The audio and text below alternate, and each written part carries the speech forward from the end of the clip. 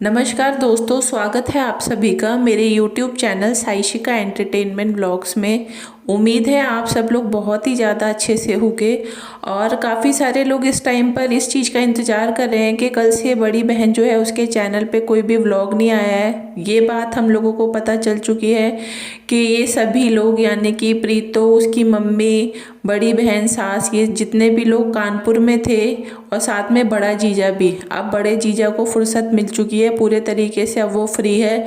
क्योंकि क्या कारण है वो भी मैंने आप लोगों को बता दिया है कि अगर बच्चा और प्रीतो साथ में ना होते तो उसके पास हो सकता है अभी भी टाइम ना होता, लेकिन बच्चा रहता है साथ में तो वो कहीं ना कहीं से भी किसी भी तरीके से टाइम अपना निकाल ही लेता है। तो फाइनली उसने टाइम निकाल लिया है और ये सब लोग मिलकर पहुंच चुके थे आगरा। अब आगरा में ऐसा क्या हुआ और कुछ चीज़ें जो मुझे पता चली हैं वही सारी चीज़ें मैंने आप सब लोगों के साथ भी डिस्कस की थी। कि बताया ये जा रहा था कि इनकी जो मम्मी है, मम्मी की तबीयत काफ़ी ज़्यादा ख़राब हो गई, जिसकी वजह से उनको डॉक्टर को भी दिखाना पड़ा और उनकी मेडिसिन वगैरह जो चल रही थी वो थोड़ी सी चेंज की गई है। क्योंकि घूमने फिरने के टाइम में जो मम्मियाँ हैं दोनों, वो भी बच्चों के साथ मिलकर पूरी तरीके से बच्चा ही बन गई हैं। तो वो भूल चुकी है इस टाइम पर कि उनको खाने पीने में भी थोड़ा सा परहेज करना बहुत ज़्यादा ज़रूरी है। तो बस इसी चीज़ की वजह से थोड़ा सा उनका शुगर लेवल जो है वो बढ़ गया था, बट अब कंडीशन ठीक है। अब बात कुछ ऐसी भी हम लोगों के सामने आ रही है जिसको सुनकर आप लोगों को भी काफ़ी ज़्यादा हैरानी होने वाली है कि बड़ी बहन जितने झूठ बोलती है ये तो हम सब लोगों के सामने पहले ही आ चुकी हैं, लेकिन वो इतना बड़ा झूठ बोल जाएगी स्पेशली अपनी प्रेगनेंसी को लेकर, अपने बच्चे को लेकर। जो बातें अब सामने आ रही हैं वही बातें मैं आप सब लोगों के साथ भी शेयर करने वाली हूँ कि जब आप लोग भी सुनोगे ये सब बातों को तो आप लोगों को भी काफ़ी ज़्यादा अजीब लगेगा कि ये इतने बड़े बड़े झूठ कैसे बोल जाती है। आप लोग को याद होगा कि ये हमेशा से एक बात बोलती है कि मैं अपने बच्चे को बहुत ज़्यादा मिस करती हूँ और मुझे ऐसा लगता है कि वो मेरे आसपास में ही है और मैं उस चीज़ को अपनी लाइफ से कभी भुला नहीं पाती हूँ। तो ये जो बातें ये बोल रही है, इन बातों के पीछे भी और बहुत सारे रीजंस हैं। बताया ये जाता है और जो बातें अब पता चल रही हैं वो ये है कि ये खुद मतलब बच्चा नहीं चाहती है। ये नहीं चाहती थी बच्चा उस टाइम पर भी और ना ही ये अभी चाहती है, लेकिन ये लोगों के सामने इस तरीके से रखती है बातों को कि जैसे ये बच्चा करना चाहती है बट कुछ ऐसी प्रॉब्लम है, इसको हेल्थ इशू ऐसा है जिसकी वजह से ये कंसीव नहीं कर पाती। ठीक है, लेकिन जो बातें अब आ रही हैं सामने वो यही हैं चौंकाने वाली कि ये खुद अभी अपनी तरफ से उन सब चीज़ों की जिम्मेदारी नहीं लेना चाहती क्योंकि ये रहना चाहती है फ्री।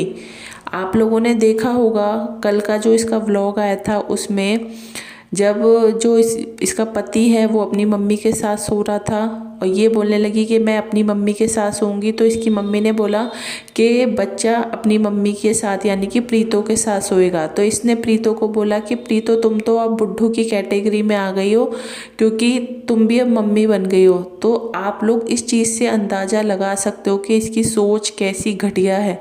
यानी कि अगर कोई माँ बन जाता है तो क्या वो बुड्ढू की कैटेगरी में आ जाता है? तो यही चीज़ तो है जो इसको इस रास्ते पर ले आई है। यानी कि अब जो इसको स्लिम ट्रिम रहने का, वेट लॉस करने का, जूस पीने का, सुंदर दिखने का, ब्यूटी प्रोडक्ट्स खरीदने का, नए नए कपड़े खरीदने का, फैशन शो करने का जो इसको नया जो जोश जो चढ़ रहा है ना अब इस उम्र में अगर सही तरीके से देखा जाए तो ये एक दो बच्चों की माँ बन गई होती अगर इसने सही टाइम पर सही डिसीजन लिए होते तो।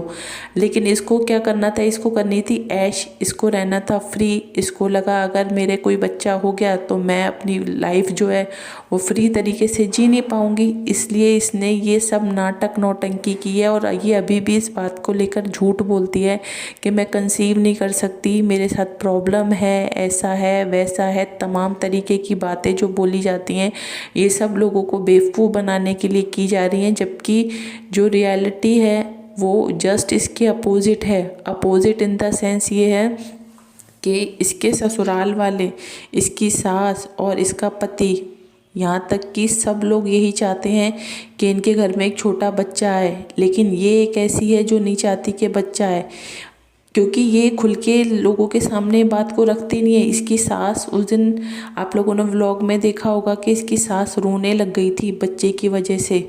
उनका कहना भी यही था कि इसकी लाइफ में एक छोटा सा बच्चा आ जाए ताकि इसकी लाइफ अच्छी हो जाए। लेकिन जो ये है बड़ी बहन, इसको ये चीज़ अभी पसंद नहीं आ रही। इसको लगता है कि अगर बच्चा हो गया तो अभी तो क्या, ये 24 घंटे उठाया कैमरा, व्लॉगिंग चालू हो गई। जब छोटा बच्चा लाइफ में होता है ना, तो बच्चे के 100 काम करने पड़ते हैं। ऐसा नहीं है कि 24 घंटे हम फ्री रहते हैं। अभी तो ये रहती है फ्री, इसको कोई टेंशन तो होती नहीं है, ना इसको काम की टेंशन, ना इसको कोई टेंशन।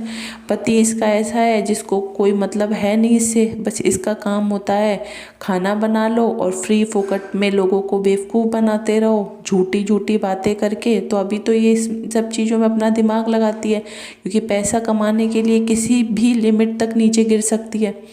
लेकिन इसको क्या होता है, इसको रेस्ट्रिक्शन वाली लाइफ, बंधन वाली लाइफ, जिन चीज़ों में थोड़े मतलब लोग पाबंदियाँ लगा देते हैं, इसको वो लाइफ बिल्कुल भी पसंद नहीं है। इसीलिए ये अभी कुछ टाइम और तक आगे नाटक नौटंकी करेगी इन्हीं बातों को लेकर के। देखो मेरे को बच्चा नहीं हो रहा, बच्चा नहीं हो रहा, क्योंकि अगर आज ये इतना बच्चे के बारे में सोचने वाली होती तो इसको घूमने फिरने से तो फुर्सत है नहीं।